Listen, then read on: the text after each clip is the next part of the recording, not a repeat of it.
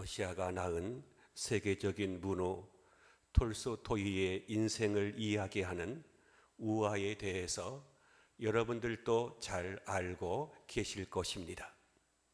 그의 우화에 보면 이런 것이 있습니다. 어떤 사람이 들에 나갔다가 사자에게 쫓겨서 도망치게 됩니다. 도망치다가 실족해서 낭떠러지에 떨어지게 되죠. 떨어지는 순간 정신을 차리고 절벽에 있는 덩굴을 붙잡게 됩니다. 이래서 구사일생으로 추락사는 면했습니다. 그러나 위를 쳐다보니까 사자가 으르렁거리고 있습니다. 아래를 내려다보니 밑에는 무서운 뱀들이 우글거리고 있습니다. 그리고 덩굴을 잡은 손은 자꾸만 힘이 빠져나가고 있습니다. 그런데 바로 그 순간 달콤한 냄새가 나기에 쳐다보았더니 마침 절벽에 꿀벌이 집을 지어놓고 있어서 꿀이 졸졸 떨어져 내리고 있습니다. 그 꿀을 한 손으로 찍어서 맛을 보니 꿀맛이 기가 막히게 달았습니다. 그런데 이상하게도 바스락거리는 소리가 나서 위를 쳐다보았더니 덩굴 위에서 검은 쥐와 흰 쥐가 돌아가며 덩굴을 갉아먹고 있었습니다. 톨스토이는 이 이야기를 해놓고 이것이 바로 인생이다 라고 말하고 있습니다. 여러분들은 어떻게 생각을 하십니까? 지금 세계는 갑자기 몰아닥친 코로나19로 인해서 큰 어려움에 처했습니다. 우리나라의 코로나 확진자 수가 기하급수적으로 급증하고 있습니다. 지난달 20일에 국내에서 첫 환자가 발생한 지 40일 만에 3,000명을 넘어섰습니다. 가공할 만한 확산력입니다. 사람들은 나도 감염될지 모른다고 하는 염려와 불안감을 넘어서 공포감을 가지고 있습니다.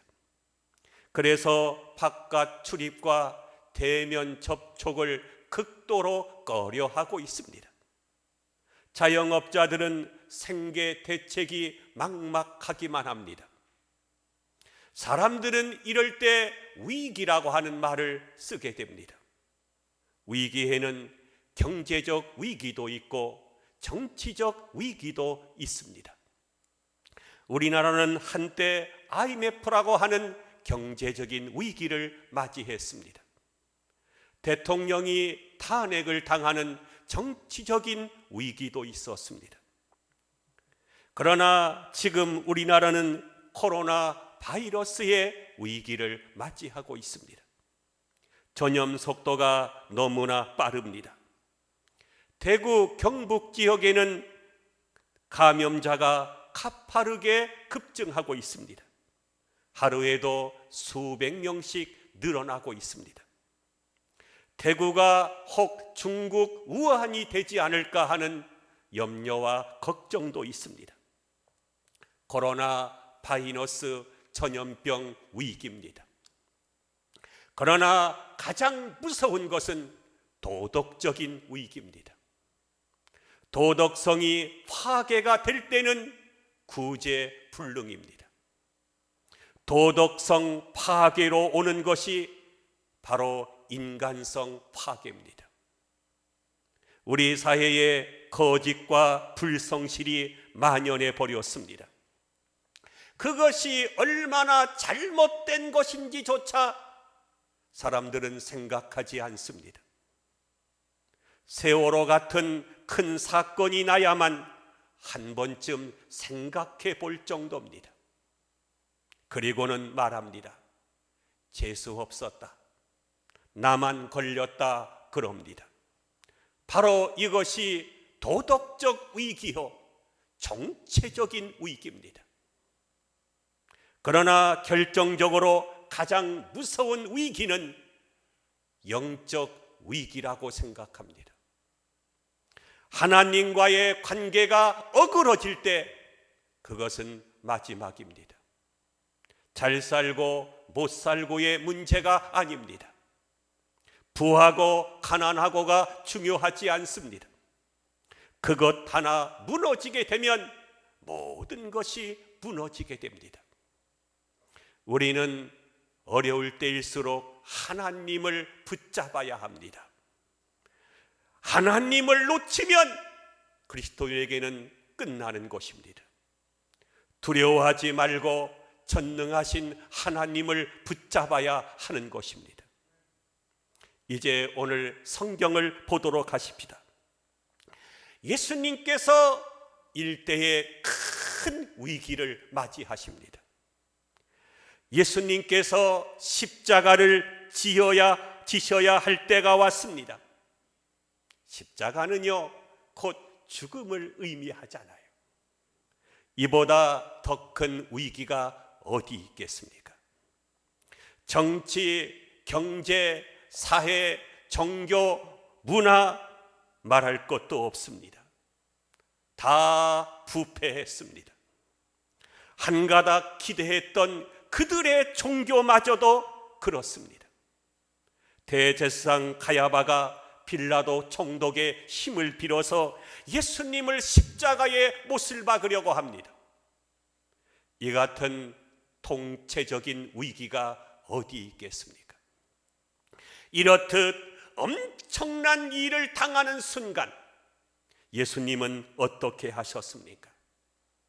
예수님께서는 어떻게 대처하셨습니까? 또 제 아들에게 어떻게 말씀을 하셨습니까?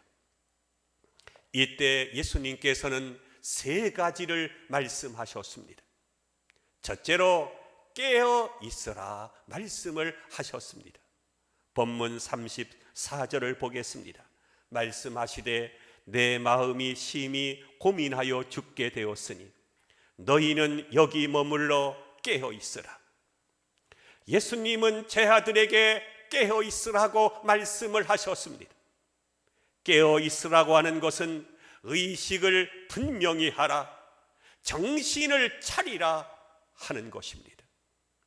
육체적으로는 피곤합니다. 세상은 흔들립니다. 그러나 정신은 똑바로 차려야 한다는 것입니다. 미국이 경제적으로 세계적인 강국입니다만 도덕적으로 문화적으로는 아주 많은 고민을 하고 있습니다. 갖가지 고민 중에 제일 큰 고민이 바로 마약입니다. 모든 범죄가 보면 마약과 관련되어 있습니다. 여기에는 정치가들도 깊숙하게 관련이 되어 있어서 잘못 건드리다가는 암살까지 당합니다. 그만큼 무섭습니다. 그래서 마약과의 전쟁을 선포할 정도입니다. 미국의 젊은이는 마약으로 인해서 망할 것이다. 미국의 장래는 마약으로 무너질 것이라 이렇게 외치고 있습니다. 중국은 마약 사범은 아예 사형을 시켜버립니다. 뿌리를 뽑겠다는 것입니다. 왜? 이것이 무너지게 되면 나라가 무너지기 때문입니다. 마약은 폭력의 원천입니다. 제약의 원천입니다. 불륜과 부도덕의 원천이요 모든 악의 원천이 되기 때문입니다. 이것이 어디서부터 시작이 되었는지 도대체 그 뿌리가 무엇인지 연구해 보니 제일 큰 것이 월남전이라는 것입니다. 월남전에 미국의 젊은이들이 참전을 했는데 아시는 대로 월남전이 전방과 후방이 없거든요. 도대체 어디까지가 덕이고 어디까지가 아군인지 그러한 구분이 없습니다. 낮에는 아군이고 밤에는 돌변해서 적군이 되기도 합니다. 이렇게 뒤집히는 판국이니 젊은 사람들이 견딜 수가 없어요. 공포에 떱니다.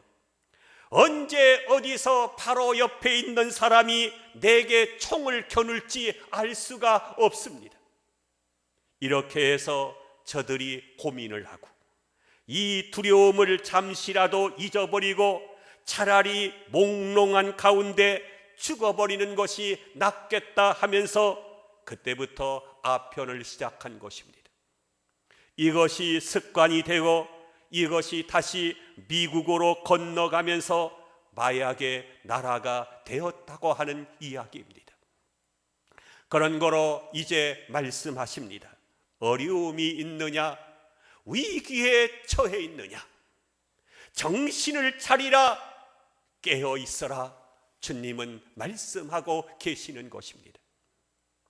지금 예수님께서는 십자가를 지려고 하십니다.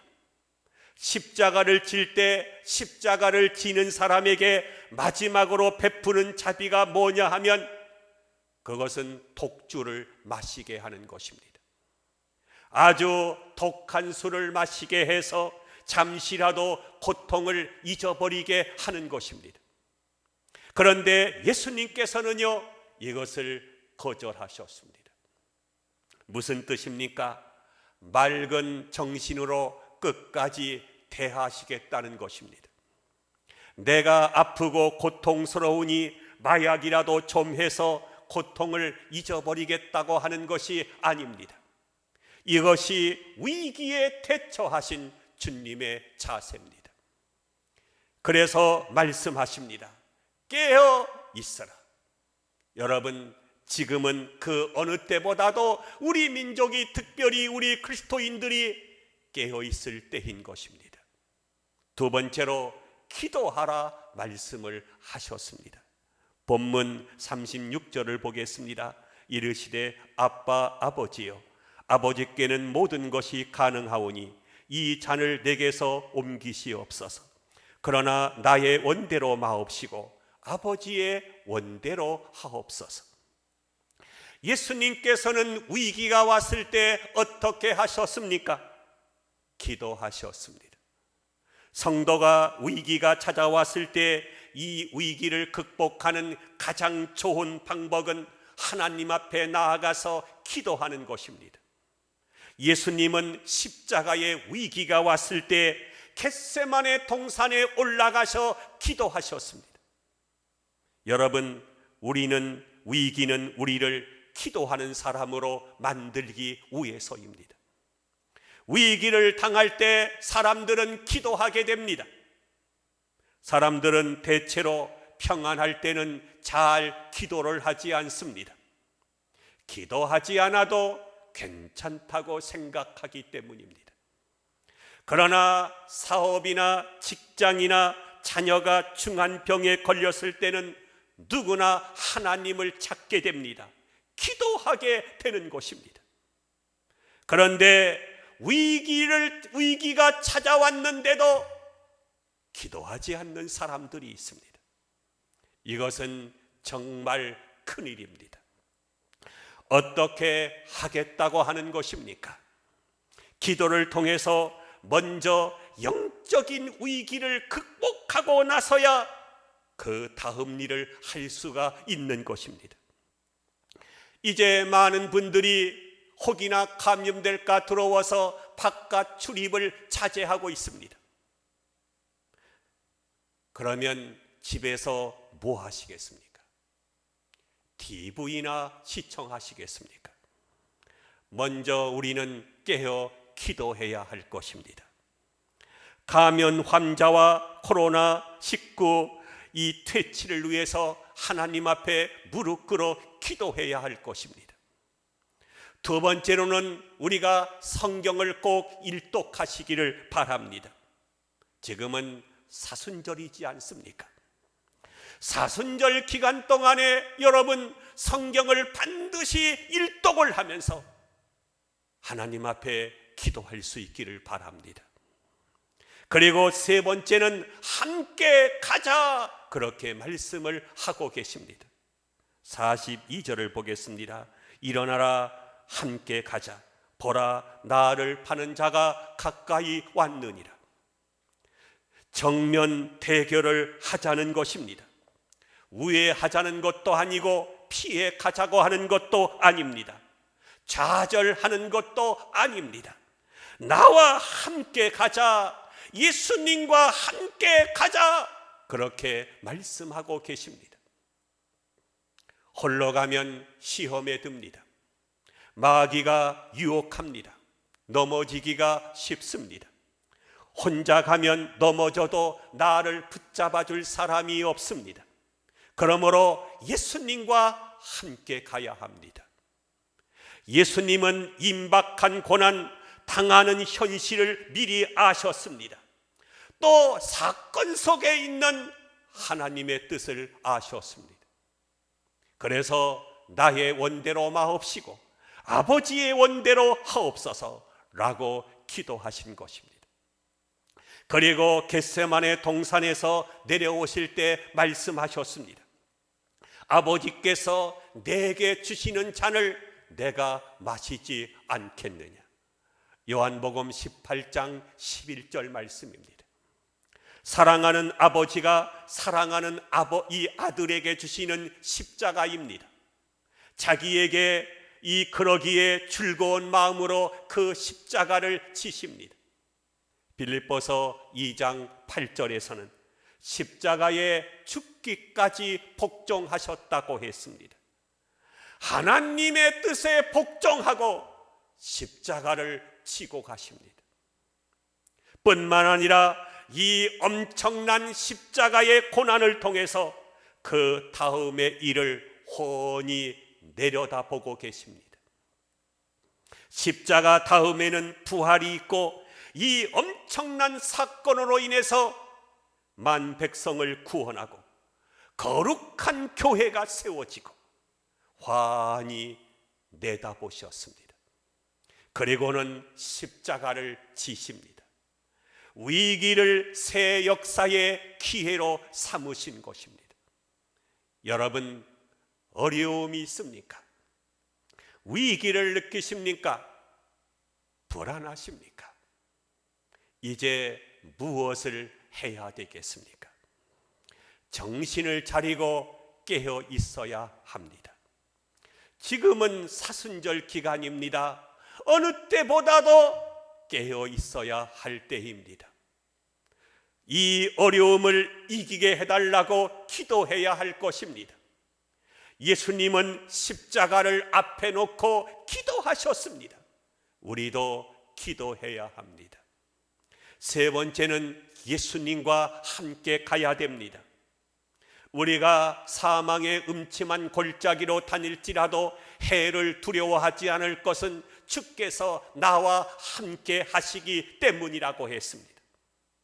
우리에게 어려움이 오고 위기가 왔을 때 깨어 기도하고 예수님과 함께 감으로 이 위기를 잘 극복하고 승리하는 우리 모두가 되시기를 주의 이름으로 축원함을 드립니다.